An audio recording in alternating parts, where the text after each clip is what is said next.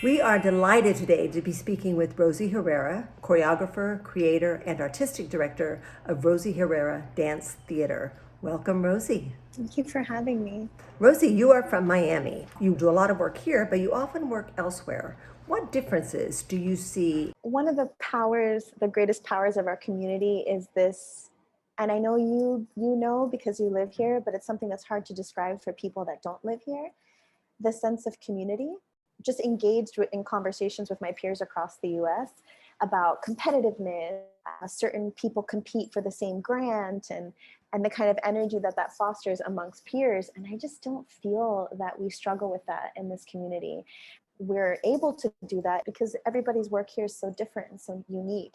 We're kind of living outside of the zeitgeist of the contemporary national dance scene. And because of that, people have had the time and space to create their work and really strive for finding their sense of identity that in Miami most often reflects a really unique connection to culture, many of us being first generation. I think that the sense of community is the most beautiful aspect of living here. How do you think that we can raise the profile of Miami on a larger scale, on the national dance scene scale? Well, in a lot of sense, I think it's already happening. I think the world is really hungry for work that speaks to voices that are not often seen on stage. And I think Miami has that in abundance. I think that what we can do sort of as a community would be to support the work of the artists that have been here and have been making work here, as well as continuing to support emerging artists. I know you're a very well established artist and you're all over the place, which is really great. Well, and I think part of that too is my collaborators. All of my collaborators are choreographers and artists on their own. And so people are not just coming to see my work, but they're coming to see their work as well. Because you do work with so many different types of people, types of genres. You do performance, you do theater, you do concert, dance. You're really, really flexible and you sort of do it all. What draws you to particular projects? My freelance work as a choreographer, I tend to be attracted to artists and work that is challenging to me, with subject matter that feels interesting and challenging, but also truly just people that I want to be around. You know, I've recently started working with David Brick at Headlong Theater in Philadelphia. I didn't quite know what that relationship would turn into, but I knew that I enjoyed being around this person, and the questions that he posed to me were really provoking. And so I would say provocative, kind, and most importantly, like vulnerable collaborators. Collaborators that are really willing to share themselves in a creative process. And that allows me to then feel a sort of sense of security that I can also really share and support their project. Do you have a favorite genre that you like to work in? Do you sort of seek anything out or you just leave yourself open? I leave myself open. I'm still dating, you know, like still dating around, trying to meet the one. I don't have a specific genre that I would say is my favorite genre to work with, but I do have my favorite gig that I've ever done because, I mean, nothing compares to working with What the Mercado. I was able to had the honor of working in their Netflix documentary about What the Mercado, Mucho Mucho Amor, and I choreographed the final scene, which was a performance that we did at the History Museum in Miami that I choreographed in collaboration with What the Mercado because he was a choreographer and a dancer. You don't understand. I'm a Cuban Puerto Rican woman. Like, this man is one of the most influential people of my life. It's like Oprah times 10 to me as a sort of a child that was always drawn to more like queer subject matter and androgyny. He was a idol for me. Yes. And he cried watching the performance, and he said, and you hear the line in the movie, "This is the most beautiful day of my life." That is the coolest thing ever. So, Rosie, last year was a very challenging year. What did you experience as an artist during this past year? When the pandemic struck, we were on tour. We were in the midst of a very robust touring schedule that was the result of 3 long years of preparation.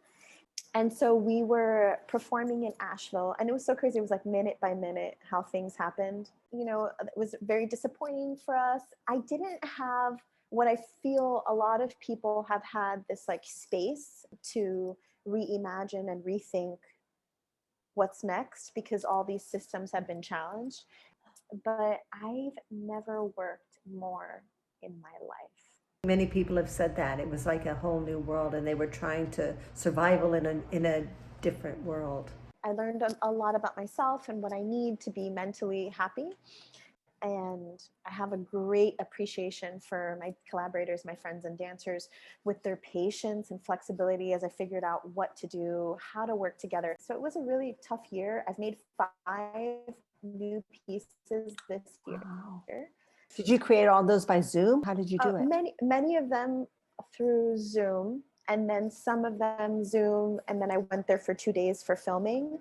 So certain things like worked out where I was able to go. And what I'm looking forward to now is, as things go back to normal, is to take a break. That's true. Is there anything that you're going to be doing very, very differently that you've learned from this past year? Oh my God, this is going to sound so narcissistic, but it's the truth. It's to take care of myself. And everybody knows this about me, but it's like the work is what matters. And I'm willing and actually happy to make whatever sacrifices I need to make for the work to get what it needs. I think that I've learned that it's unsustainable. It's an unsustainable practice. It puts an unnecessary burden on the people that are in the room if I'm not entering that room with like joy. So many people are just like, this has led me to pivot. I was like, I pivoted and then I pivoted again. So I came right back, double pivoted to come right back to making dances on stage in studios with people and touching and holding and breathing. But I also had a chance to create my first film. I also had a chance to experiment more on film, which is something I've been doing for a while, but not so overtly. So I'm happy to have had those experiences and learn.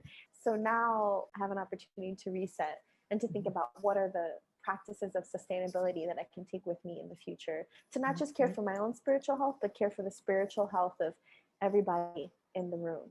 What are your hopes as everything comes back again? And is there something in the dance world that you feel like should just be addressed or done differently or done better? I used to be very self-conscious to talk about themes of spirituality in my work. I'm not sure if you know this, but over the past 7 years, I have been doing research with religious iconography and faith. But I'm talking about the energy in the room and the sort of things that are unsaid. I think that this experience has sort of, I don't know, it's kind of like reset my barometer, where I feel more confident now to say, no, I don't, this doesn't sit right with me. Or, no, why did you say that in this way? And that's not to say like I've become empowered over this time. It's not that, because I've been in many positions where I have been given power. It's because I'm more fragile. I feel my fragility more. I think coming from my past, Hialeah represent, and my mother, who's like a Bronx tough Nuyorican, I think that I have a subconscious sort of value system of toughness. And I think toughness can be really oppressive emotionally in a lot of ways. It served me a great deal. But at this point in my life, it feels really insincere to just not honor what's going on with me, almost to the point I am so focused on moving forward in my career and as a person and serving my community and serving the work in that way. I don't even know I'm stressed out.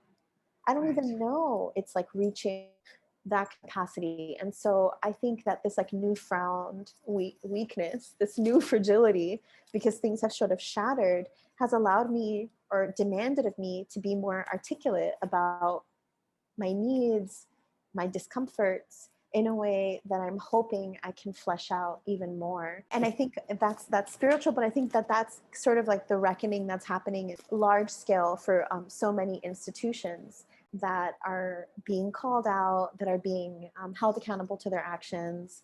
That conversation doesn't start from the outside in, that starts from the inside out. Right. About looking internally to see, does this work speak for my community? Do I know my community? And what community am I really serving in that practice?